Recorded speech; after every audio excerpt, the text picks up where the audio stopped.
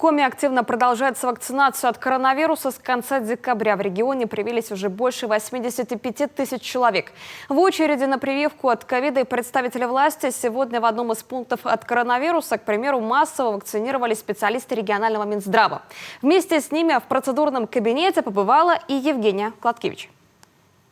Перед началом вакцинации проведем осмотр сначала и измерим температуру. Замминистра здравоохранения в процедурном кабинете, как и с другими пациентами, алгоритм действий тот же. Несколько вопросов о самочувствии, хронических заболеваниях, возможной аллергии на препараты. Далее предварительный осмотр и сама прививка. Для Елены Будариной этот этап вакцинации от ковида первичный. Из кабинета выходит с улыбкой. Прошло все быстро и совсем безболезненно. Я понимаю, насколько это важно. У меня уже провакцинировалась вся моя семья. Мама 74 года, сын 21 год, муж. То есть я самая последняя, но очень рада. Сделать прививку от коронавируса вместе с замминистра пришли и другие сотрудники ведомства. Вместе с ними на сегодня в регионе привито уже свыше 85 тысяч человек. Однако это лишь 20% от намеченной цели. По плану в Коми должно быть привито 60% взрослого населения или 381 тысяча человек. Вакцинацию проводят как в медицинских и социальных учреждениях, так и в прививочных пунктах. Они работают беспрерывно, желающих сделать прививку достаточно. Надо сделать. Почему вы считаете?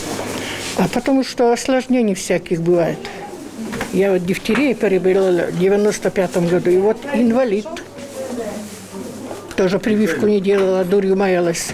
В борьбе с коронавирусом две отечественные вакцины – Эпивак Корона и Гамковид-Вак или Спутник Ви. В Коми заветные ампулы поступают из Москвы. К слову, пациент может сам выбрать вакцину. Однако особой разницы между двумя этими видами нет. Принцип действия и эффективность одинаковые. Единственное отличие в условиях хранения препаратов. Эпивак Корона не требует глубокой заморозки. В связи с этим именно ее чаще всего и направляют на вакцинацию в сельские поселения.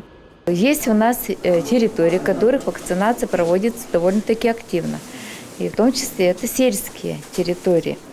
В частности, в Вижемском районе вакцинирован, в Вижемском и в Уктыльском районе на сегодняшний день вакцинировано 44% от подлежащих взрослого населения. Кроме них, в приоритетном порядке на вакцинацию люди с хроническими заболеваниями, сахарным диабетом и ожирением. Обязательно прививка и для сотрудников социальной сферы, в число которых входят и медики.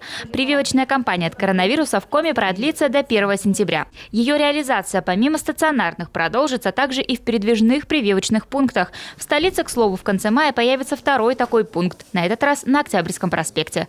Евгения Кладкевич, Олег Юшков, телеканал Юрган, Сыктывкар.